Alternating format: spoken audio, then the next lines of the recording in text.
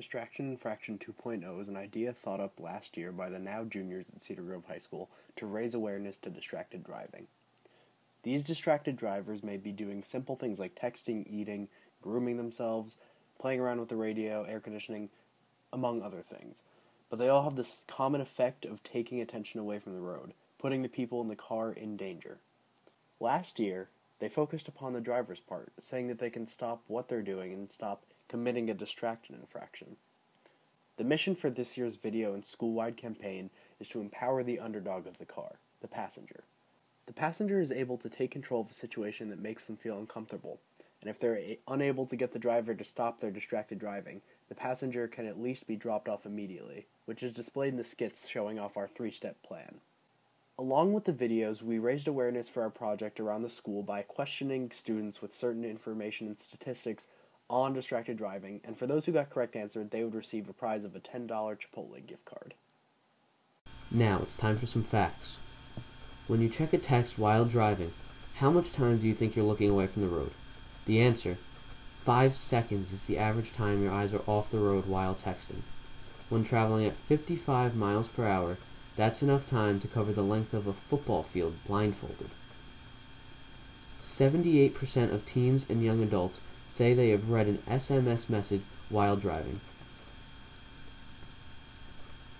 As of December 2012, 171.3 billion text messages were sent in the United States, including Puerto Rico, the Territories, and Guam, every month. 10% of all drivers under the age of 20 involved in fatal crashes were reported as distracted at the time of the crash. This age group has the largest proportion of drivers who are distracted. A quarter of teens respond to a text message once or more every time they drive. 20% of teens and 10% of parents admit that they have extended multi-message conversations while driving. 1 in 5 teens cross the street while using digital devices. 1 in 8 middle school students cross the street while doing something on a digital device. Not all states have a ban on handheld cell phone use in vehicles.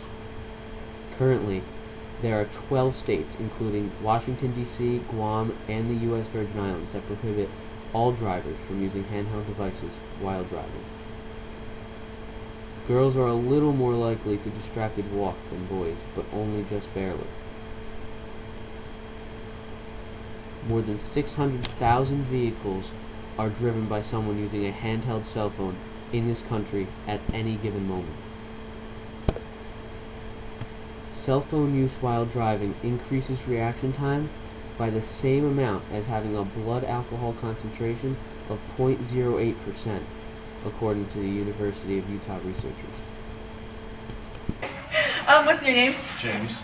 Can you give some reasons why teens get distracted while driving?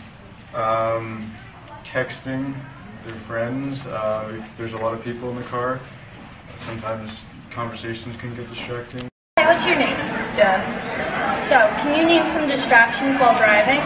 People, animals, music, cell phones. First, what's your name? Miss Henry. Okay, can you give me some reasons that teens would be distracted while driving? Using their phones, talking to their friends. Okay. So, hi, what's your name? I'm Nicolette. Hi. So, can you name some distractions while driving? Cell phone, like children playing outside, like weather, stuff like that. Yeah, exactly. Not all states have a ban on using cell phones while driving. Do you think that they should? Yes. Why? Because I guess a lot of car accidents happen because people aren't paying attention. Not all states have banned using cell phones while driving. Do you think they should? I think they should because cell phones are such a distraction. Like everyone, it's so new. Like everyone has one, but it can lead to huge accidents and stuff. Like you can get really hurt all because of one text message. Who's more likely to get distracted while driving, girls or boys? Girls. Yes, roll this slightly. Who's more likely to walk while distracted, girls or boys? Girls. Yeah. girls, but just barely. Yeah. How many text messages do you think are sent every month in the U.S.? Like on average, like Yeah. between everyone, couple like 100,000.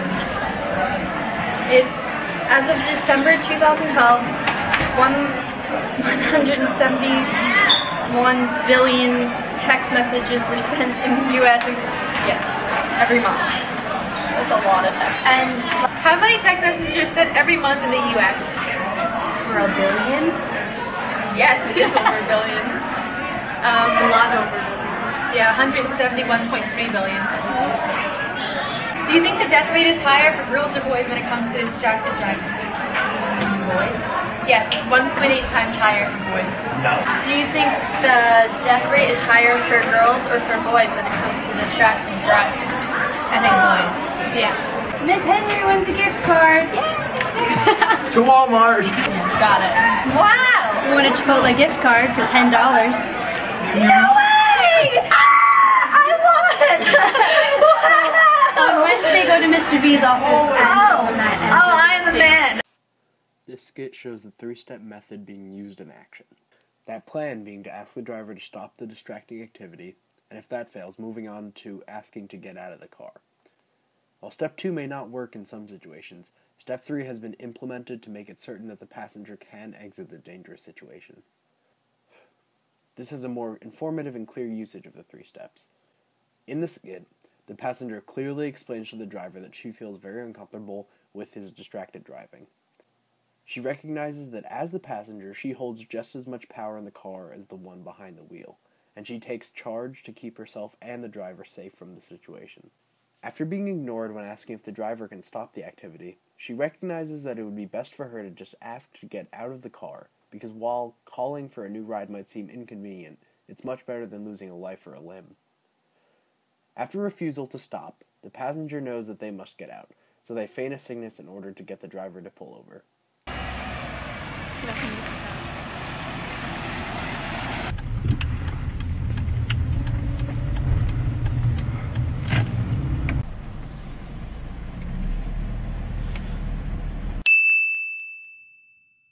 Hey, can you not do that? You're making me sort of nervous.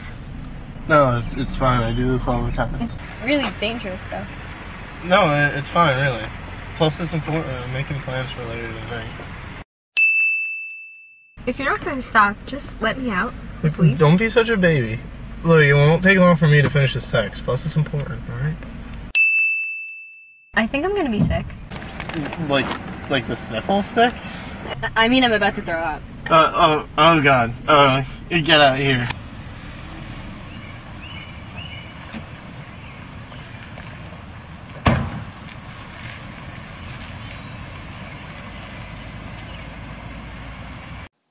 This skit takes a more relaxed and funny approach to the situation, and gives a best-case scenario where the driver, though after some fighting and denial, accepts the wronging of their ways and stops the activity that could endanger both him and the passenger.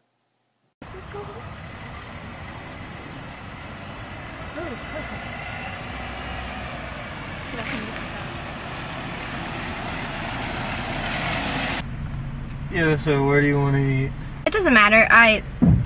Brian, I don't think you should be doing that. What? Why? You're distracted. 100% focused. Because some of your attention is going towards that. What? Because you won't be able to concentrate on the road. No matter how good of a driver you are, you can't control things like the road conditions or animals or car failures. But you can control how you pay attention and react to them. So please stop doing that. Oh yeah, sorry. I'll stop.